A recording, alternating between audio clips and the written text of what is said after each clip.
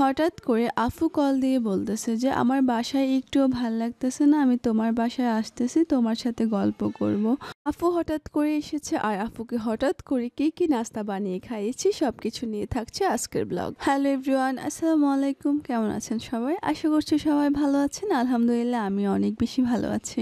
আচ্ছা, আফুটাকে সেটা তোমাদেরকে আগে বলতেছি। আপু হচ্ছে আজহারুলের কলিগের ওয়াইফ। তো কলিগ ওয়াইফ আমি এগুলা কিছুই মনে করি না। আমাদের সাথে ওনাদের অনেক ভালো একটা সম্পর্ক, তার জন্য আমি আপু ভাইয়াই ডাকি সব সময়। ঢাকাতে আসার পর সব কয়টা ব্লগ আপুর সাথে হয়েছে। আপুকে নিয়ে ঘুরতে গিয়েছে, আপুকে নিয়ে খেতে গিয়েছে, আপুর বাসায় গিয়েছে, আমার বাসায় ডেকেছি, সবকিছু শুধু আপুর সাথেই হয়েছে। যাই হোক, অনেক কথা বলে ফেলেছি। এবার তোমাদেরকে বলি, এখানে আমি প্রথমে আপু আসার সময় পুরি নিয়ে এসেছিল, তো আমরা সবাই মিলে পুরি খেয়েছি। আপুর সাথে আপুর বাচ্চারা ভাইয়াও এসেছে। তারপর আজহারুলকে আমি বলেছি তুমি বাজার থেকে চাল আর মুরগি নিয়ে আসো, আজকে আফুদেরকে আমি খিচুড়ি বানিয়ে খাওয়াবো।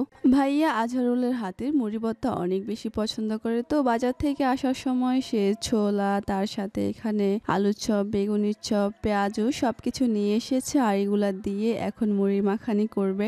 এই তো সে সালাদ কেটে নিয়েছে আর দুইটা পুরিও রেখে দিয়েছিলাম, পুরিগুলো এখন দিয়ে দিচ্ছি। ভাইয়া বলেছে যে মুড়ি ভর্তার সাথে পুরি দেওয়ার জন্য, তো পুরিগুলোকে ছোট ছোট করে দিয়ে দিয়েছি আর আলুর চপ, বেগুনির চপ, পেঁয়াজু সবকিছু দিয়েছি, তার সাথে সালাদ দিয়েছি, চানাচুর দিয়েছি, সরিষার তেল দিয়েছি, সবকিছু দিয়ে ভালো করে মেখেছে আজহারুলে। এবার এই তো আমরা সবাই মিলে খাটের উপর বসে গিয়েছি খাওয়ার জন্য। মুড়ি ভর্তাটা অনেক বেশি মজা হয়েছে।